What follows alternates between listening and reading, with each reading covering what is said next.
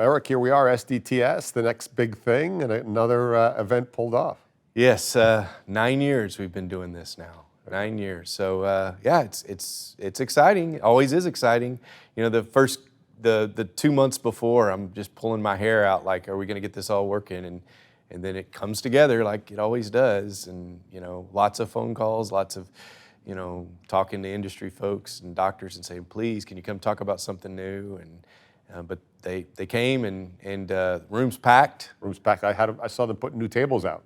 Yeah, we just added more tables in the middle of it because it was like, too many people standing around that wanted to sit down. So yeah, it's going really well. Yeah, and what's amazing is, and when you kicked it off this morning, this is what I love about this event more than any other event in the industry. It's like, come up here, no advertising, no marketing, so to speak, and better be provocative.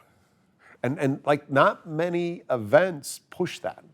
Well, this is a meeting that hopefully will be all about biases. One of the things that frustrates me, and certainly in our academic circles, when we start talking about, technology or procedures or something like this, is we get into this like, well, okay, where are your disclosures and what's your biases? We're all biased. I mean, when you have a surgeon, for example, that doesn't partner with industry at all, they're still biased because there's a way, they generate their revenue through certain types of procedures, so they're biased towards those procedures. So my thought process is always, let's approach this as adults. We all have biases.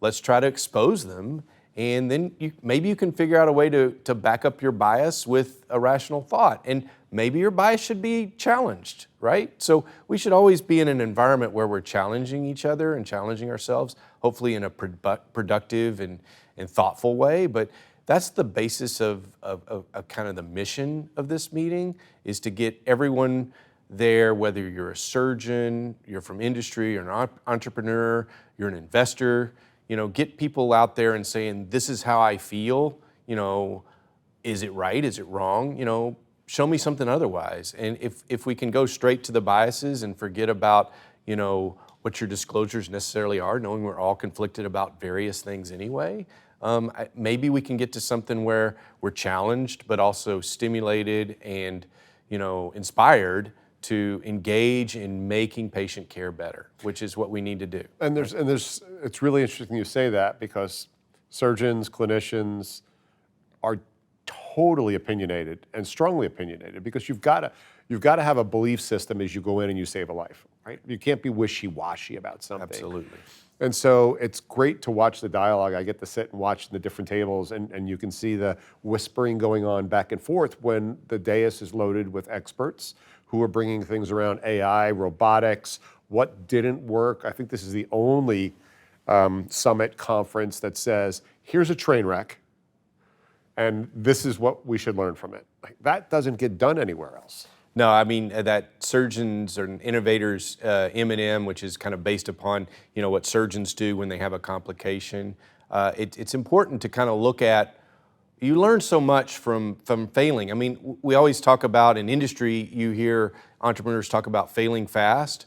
Well, you also need to review your failures. And yes, we shouldn't be afraid to lean out there and fail, not at the risk of the patient, but at the risk of not succeeding with the technology or something like that. We need to be able to discuss those more openly, in addition to what we've gotten well. And because there's so many lessons learned in what we don't do right. And there's amazing technologies that just didn't have the right time, or something just didn't click at the moment that they were out. Maybe there was a management issue, maybe it was a financial thing, maybe it was an engineering thing.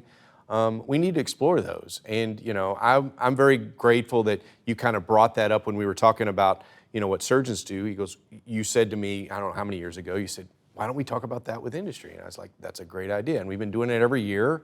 And it's something that people have a lot of interest in. So I think we should keep doing it, and I'm excited about that coming up this afternoon. Yeah, we're never lost for stories in that area.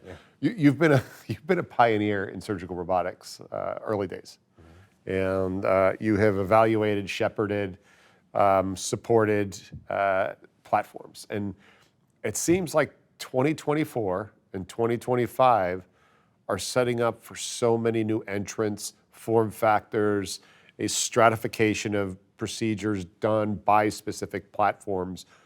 Do you see what I see? I do. I also will freely, having championed the growth and democratization of robotic platforms for 20 plus years, knowing that we need to get, multiple companies in the environment doing this, and a lot of investments been made in this area. I am excited about the next 2 years. I also acknowledge that I'm terrible with the timelines. So is it the next 2 years, or is it going to be a little longer? How does the market change and flex? Intuitive's been doing an amazing job over the years of being able to, meet the market inside the United States. But this has become a global market, and we've got a lot of global players now in positioning themselves. But obviously, we want to see how does that change in the United States as well. And I think we're going to see some real changes in the next, year or two. And I think what we'll see is robots coming in that really meet specific needs, changing centers of care. One of the things you're going to talk about in the meeting is how, our care centers are changing, a panel session you're going to run, which is very important. And, you can't just plug one robot into every type of care center and expect that to work. You've got to tailor it to, the location of where it's being done. There's a lot of discussion this year about telesurgery. That's kind of coming back. That was a big thing, 15, 20 years ago when robotics first came on board. But now we're actually talking about that's a real thing that can be done. And how you do that, and what locations it needs to be done at, and how it can recruit better health care into all communities, including the rural communities, potentially bring back hospitals that have had a hard time financially surviving in rural areas. A lot of this technology, if we can get enough people to engage in it and get some real competition in the market, I think this will really drive better access to care with these types of technology, including robotics. This year, we had mentioned in closing, that the room feels bigger, but it still feels intimate. In the past, you've been really prescriptive on how many people you want here. It just feels like it's a bigger buzz. Is that by design, or is that by demand from the outside people banging on your door? It's been mostly by demand. I think it's the right size. Hopefully it doesn't get too big so we can keep the conversations going. We're trying to be disruptive in the way we perform the meeting and try to do different types of engagement. So we're using some,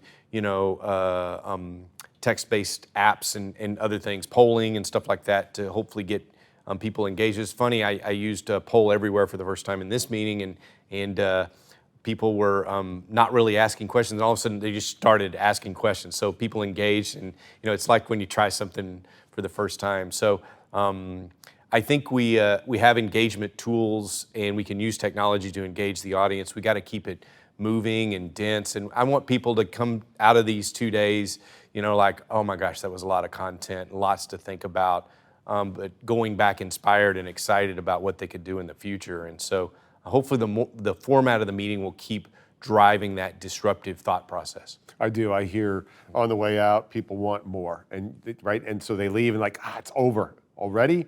It's never, we got a couple more hours. So, you and your team are doing an amazing job on that, and I'm thankful for it, and I know the industry is as well. Well, thank you, and I appreciate all your support and helping with the meeting and keeping us all focused, and also, letting people know what we're doing. Yeah, it's a privilege for me and my team. Thank you. Thank you. I'm Joe Mullings from SDTS, the next big thing in Houston. Be well.